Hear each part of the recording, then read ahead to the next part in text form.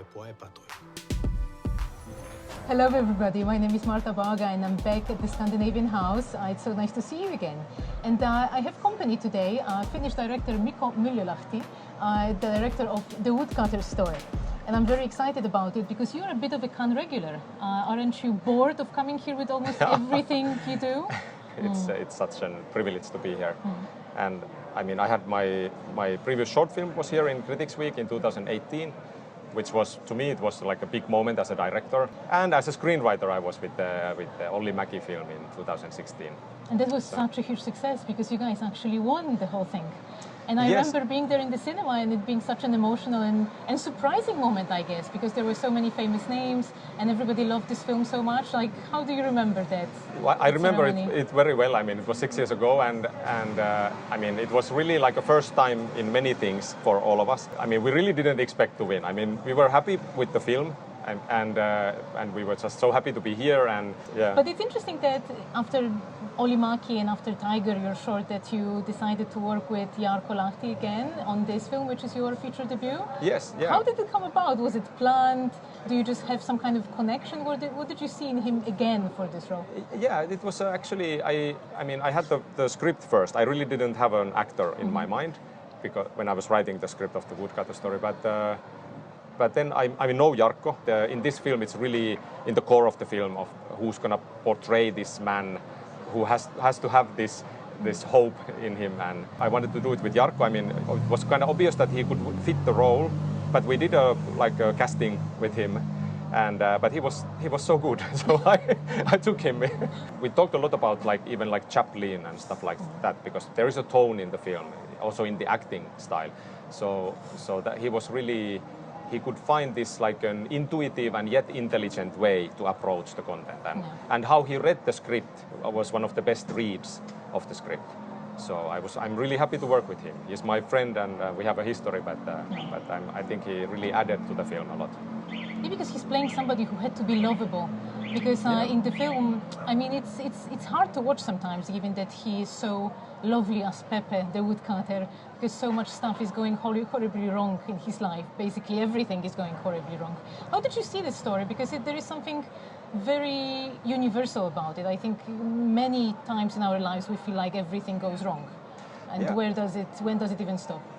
Yeah, I think I was trying to be universal, so I'm happy to hear that. And there was a talk because I have a strong background as a writer. I started out as a poet, and writing prose or poetry is of course a bit different than writing for cinema, because cinema is that's the end medium. So you really have to understand while writing that there are things that will happen when the film is actually going to be made. And that was also working with Juho Kuosmanen. I had some kind of idea of his way of directing, so I tried to adapt into that and make the best script for him. When I started to write the script, I had this some kind of like a fear of the future inside me. I mean, not only as an artist and a writer, but as just like a human being, as we all are.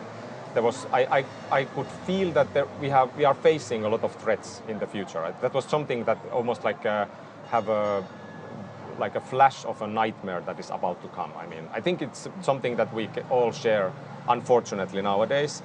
And I started to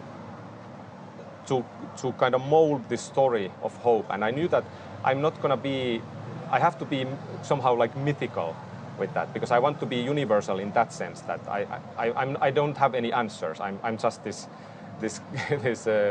poet from Finland, so I mean I can only dream about something, and then that was kind of like the key issue and for me of the script, how to find a ways in cinema to tell it, and I didn't want to. I had to step out of the realism in that sense. Because Which you did, yeah. And that was like I think it was not an easy thing to do in a way, because I mean it's easier to write something that is not completely realistic because it's just words on paper, but then when you have to really actually do everything in front of camera, you have to really decide like about everything that is there, because if you just take everything for granted, that's basically the realism, but that also doesn't work, because that has to be built, as we know. but stepping out in such a way was not. You need to be quite bold to do that, I guess. You got inspired by a real person, a woodcutter you met one day, and then you ended up in this very strange universe, as you say. There is a bit of fantasy, a little bit of mystery. You don't quite know what's real and what isn't. Do you think this kind of mixture is going to be your thing from now on? Because you kind of don't pick a side. Yeah. It might be that I want to have the both in a way. You want it all. Yeah, I want it all. That's what my therapist said to me. That you always want to have everything. So maybe that's the problem.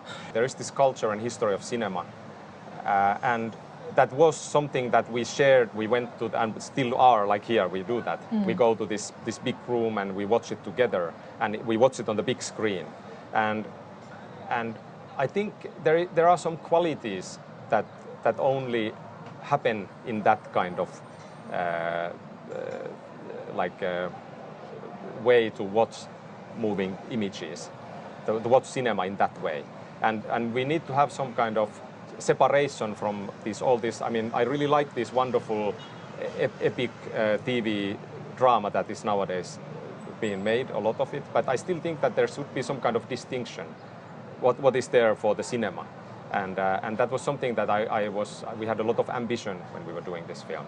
We wanted to, and we were watching a lot of old films and thinking of the way they made the films, and that was also something why we wanted to shoot on film and block the film and do the mise en scène in a precise way. And also content-wise, I think this adds to this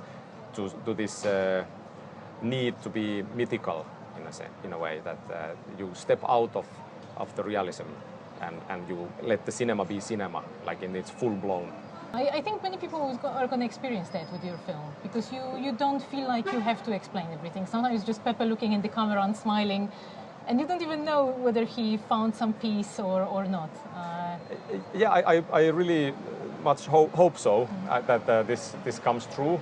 But I'm happy with that, and because of I had a really nice crew with the cinematographer and working with these actors, and I think they were also very bold to kind of jump in this kind of tone of filmmaking. That's true. They wanted to enter this universe, it feels like. Yes. But what I found very surprising is that, as we said, there are bad things that happen in the film, things that happen to many people all over the world, unemployment, rejection, loneliness. But this film can be very funny sometimes.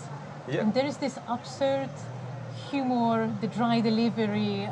You mentioned the dialogues. When people say some things, there is humor that comes with it, because it just feels so strange. Like, how did you find that? I have quite recently found out something about myself as a writer and filmmaker that I think the therapist is going to get the mention again. Yeah. No, that was not in therapy, but but just I think it was when we have been talking about new scripts and what we're gonna do next. I'm not trying to be comical. I am actually trying to be very honest about the things, and I see my Woodcutter Story. It's a film about hope, which is actually quite a serious subject matter in that sense. But I feel that if I make a serious film about the way of dealing with hope and this losing a lot of stuff, it will become somehow heavy, and the heaviness is somehow opposite of the hope.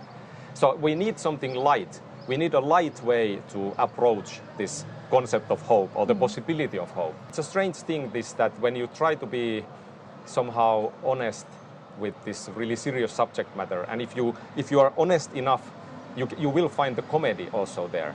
I think it's just also like accepting your own banalities in a way as a filmmaker, because we all think that we have these great ideas about everything, but in the end, I mean, we are just this one person with one of these ideas, and it's nice. I mean, I really like that.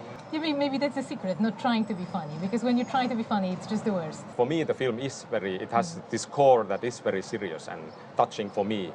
This losing, in a way, everything disappears around the main character one by one, but still there is something in the solitude he has in the end, and crossing the border. This bordering between this maybe exaggeration and like this laconic comedy tone and this something poetic.